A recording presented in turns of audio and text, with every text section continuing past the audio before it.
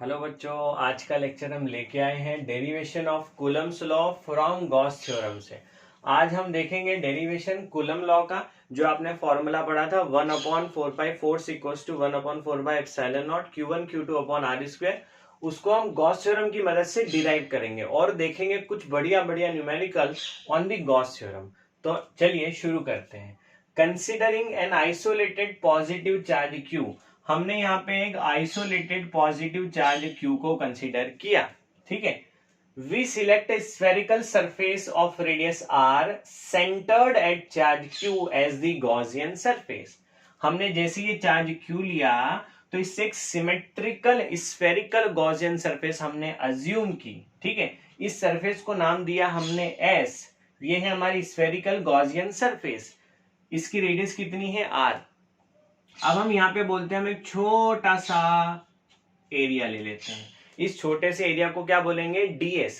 और ds vector किधर होगा, outward from the surface of the Gaussian surface.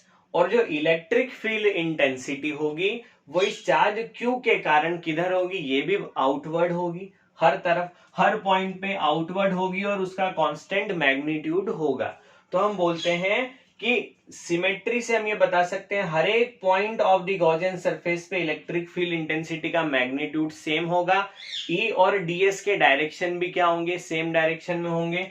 यानी कि इनके बीच में जो थीटा होगा वो कितना होगा, 0 डिग्री थीटा होगा। ठीक है, तो अब हम यहाँ पे डेरिवेशन को स्टार्ट करते हैं। हमको क्या प्रूफ करना है, F equals to 1/4 pi epsilon naught into Q1 Q0 upon R square. Q1 is Q and Q0 is Q2। यहाँ पे मान लीजिए हमने एक unit positive test charge assume किया हुआ है। ठीक है, और हमको ये फॉर्मूला लेके आना है कुछ भी करके, किसकी मदद से, गॉस थ्योरम की मदद से। तो हम यहाँ पे क्या करेंगे, हम बोलेंगे कि इस ds सरफेस पे दी फ्लक्स लिंक्ड विथ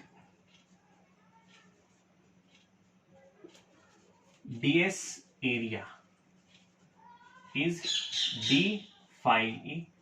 जो छोटा सा फ्लक्स इस छोटे से एरिया से लिंक होगा वो क्या होगा, डी फाई ई। और डी फाई ई क्या हो जाएगा, हम सब जानते हैं, सिंपल सा फॉर्मूला है ई डॉट डी एस। पढ़ा हुआ है हमने। ठीक है, इलेक्ट्रिक फ्लक्स में पढ़ा हुआ है, पिछले वीडियोस में अवेलेबल है। E D S cos theta क्या हो जाएगा, E dot D S equal to E D S cos theta. Cos theta कितना है, cos theta, theta is 0, so यहां से हमको मिलेगा ई डी एस। यहां तक की बात क्लियर है। तो हमको डी फाई ई, जो छोटा सा फ्लक्स है छोटे से एरिया के साथ, उसकी वैल्यू मिल गई ई डी एस। इसको बोला हमने इक्वेशन नंबर 1। अब हम बोलते हैं कि मान लीजिए हम पूरी की पूरी गॉसियन सरफेस को अज्यूम कर लेते, तो पूरी गॉसियन सरफेस के साथ लिंक होने वाला फ्लक्स क्या होगा, तो हम बोलेंगे the net flux linked with whole Gaussian surface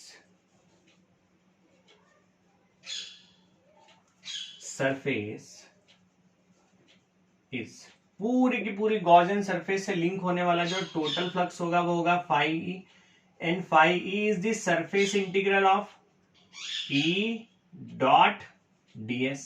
और E डॉट ds क्या है, E डॉट ds है हमारे पास ये वैल्यू, डी फाई की वैल्यू, डी फाई की वैल्यू कितनी है, E ds।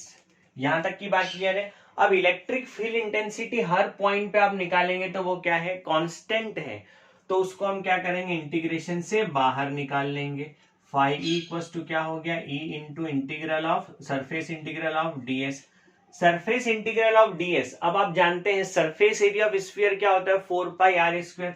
तो इस सरफेस इंटीग्रल की वैल्यू क्या आ जाएगी, E into 4 pi R square. यहां तक की बात क्लियर है। तो हमको इलेक्ट्रिक फ्लक्स मिल गया कितना, E into 4 pi R square. अब हमको किसकी मदद लेनी है, गॉस थ्योरम की मदद लेनी है। तो by Gauss theorem, Gauss theorem से हम जानते हैं, क्या जानते हैं गॉस थ्योरम से, हम ये जानते हैं कि फाई ई, इसको बोले इक्वेशन नंबर 2, फाई ई जो है वो किसके बराबर होता है, क्यू बाय इप्सिलॉन नॉट के बराबर होता है। सो दिस इज इक्वेशन नंबर 3। अब हमारे पास फ्लक्स की दो वैल्यू आ गई, एक हो गई ई इंटू 4πr², दूसरी वैल्यू हो गई Q upon epsilon not.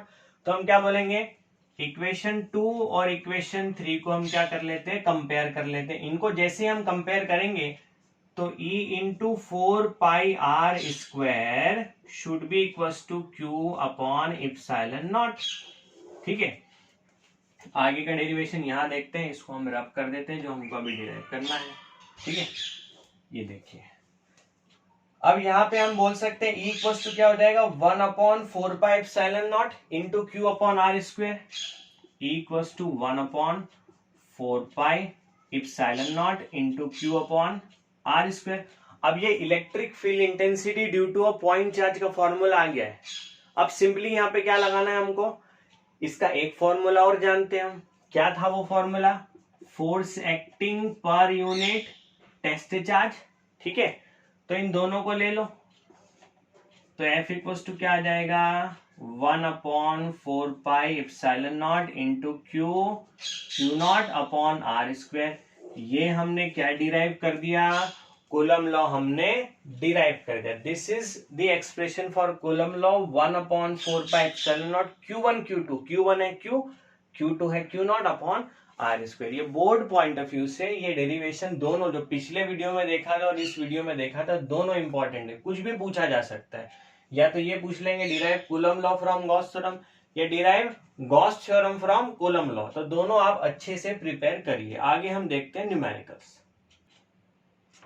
Now we will discuss some beautiful numericals on the concept of Gauss theorem. Gauss theorem पे अभी हमने अभी इसका डेरिवेशन देखा था। अब हम सिंपल न्यूमेरिकल से स्टार्ट करते हैं। Calculate the number of electric lines of force. Number of electric lines of force का क्या मतलब होता है, इसका मतलब होता है फ्लक्स को कैलकुलेट करो originating from a charge of 1 coulomb.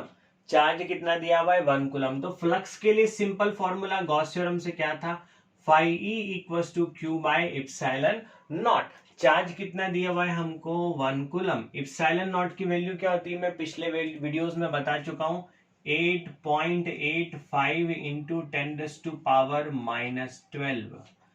अब हम इसको सॉल्व करेंगे, 1/8.85 into 10⁻⁻12, so it comes out to be 1.129 into 10⁻11। ठीक है, यूनिट क्या होगी, इसकी यूनिट हो जाएगी वेबर।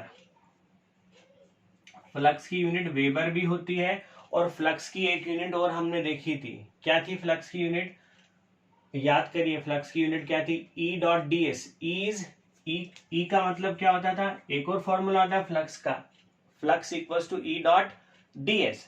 E.ds का मतलब इलेक्ट्रिक फील्ड। इलेक्ट्रिक फील्ड के लिए फॉर्मूला क्या था, न्यूटन पर कूलम, एरिया के लिए मीटर स्क्वायर। तो ये भी आप लिख सकते हैं, न्यूटन मीटर स्क्वायर पर कूलम। नाउ सेकेंड न्यूमेरिकल, ये बहुत अच्छा न्यूमेरिकल है। सीबीएसई ने 2002 और 2014 में 2 बार पूछा हुआ है न्यूमेरिकल। ठीक है, और आपको कई सारी किताबों में न्यूमेरिकल मिलेगा, कई सारे स्टडी मटेरियल्स में इस टाइप के न्यूमेरिकल मिल जाएंगे। हम इसको समझते हैं। S1 and S2 are 2 concentric spheres. Concentric sphere का मतलब जो जिनका सेंटर क्या हो, सेम हो। ये स्फीयर S1 है, ये स्फीयर S2 है। Containing charges Q and 2Q। S1 के अंदर चार्ज कितना है Q, S2 के अंदर चार्ज कितना है 2Q respectively, as shown in figure. ये फिगर दिया हुआ है। What is the ratio of electric flux through S1 by S2।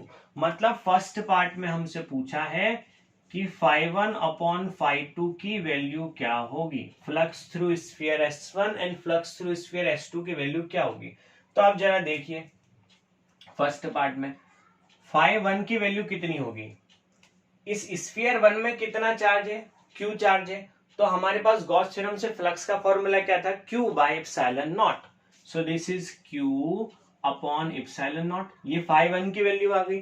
φ2 क्या होगा, अब आप देखिए स्फीयर 2 के अंदर टोटल चार्ज कितना है, 2Q चार्ज नहीं है, Q भी तो स्फीयर 2 के अंदर ही है। तो हम बोलेंगे टोटल चार्ज स्फीयर 2 में कितना है, 3Q। तो बोलेंगे जो phi2 फ्लक्स आएगा वो हो जाएगा 2q plus Q by epsilon naught, that is 3q by epsilon naught. तो अब हमको क्या निकालना है, रेशियो।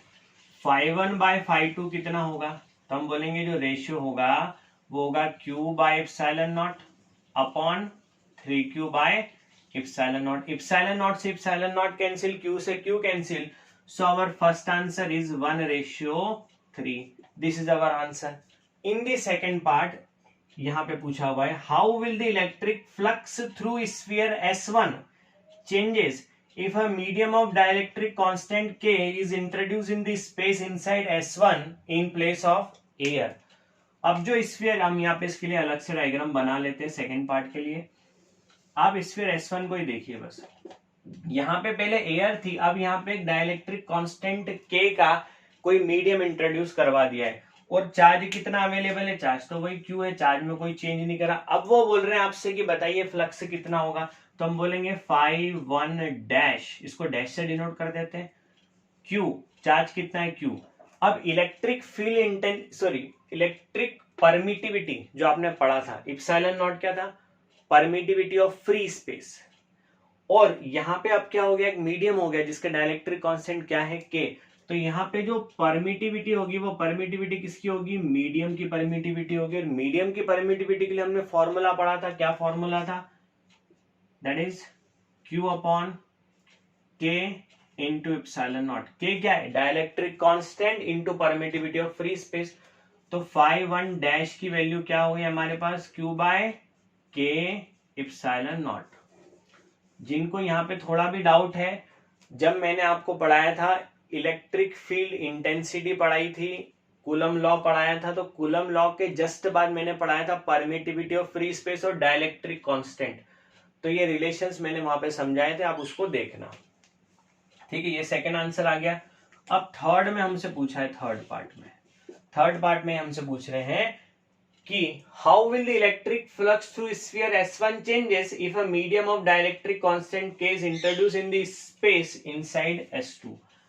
अब ये ऐसा बोल रहे हैं कि S1 के अंदर तो Q चार्ज था, और जो S2 है, ये जो बची हुई स्पेस है, यहां पे हमने क्या किया, डाइलेक्ट्रिक कांस्टेंट K इंट्रोड्यूस कर दिया। फिर से पढ़ो, how will the electric flux through sphere S1 changes if a medium of dielectric constant K is introduce in the space inside S2 in place of air. मतलब यहाँ पे तो dielectric constant already आप K इंट्रोड्यूस कर चुके थे, S2 के अंदर भी आपने क्या करा, डाइलेक्ट्रिक कांस्टेंट K को इंट्रोड्यूस कर दिया। तो क्या चेंज होगा इलेक्ट्रिक फ्लक्स में, हम बोलेंगे नो चेंज। क्यों नो चेंज, क्योंकि हमको स्फीयर S1 के अंदर की बात करनी है। मैंने गॉस थ्योरम जब आपको पढ़ाई तो मैंने यही बताया था कि चार्ज और जो मीडियम पर्टिकुलर स्फीयर के अंदर होता है उसी की बात करते हैं, और हमसे बोला है S1 में क्या चेंज होगा, S2 में इंट्रोड्यूस करने से तो कोई चेंज नहीं होगा, हमको S2 से कोई मतलब ही नहीं है। अगर वो हमसे पूछते कि S2 का क्या होगा, तो S2 का क्या हो जाता, यहाँ पे K से मल्टीप्लाई हो जाता है, 3Q upon K epsilon naught. तो ये काफी अच्छा न्यूमेरिकल है, इसको आप नोट कीजिए। अगले लेक्चर में हम देखेंगे एप्लीकेशंस ऑफ गॉस थ्योरम।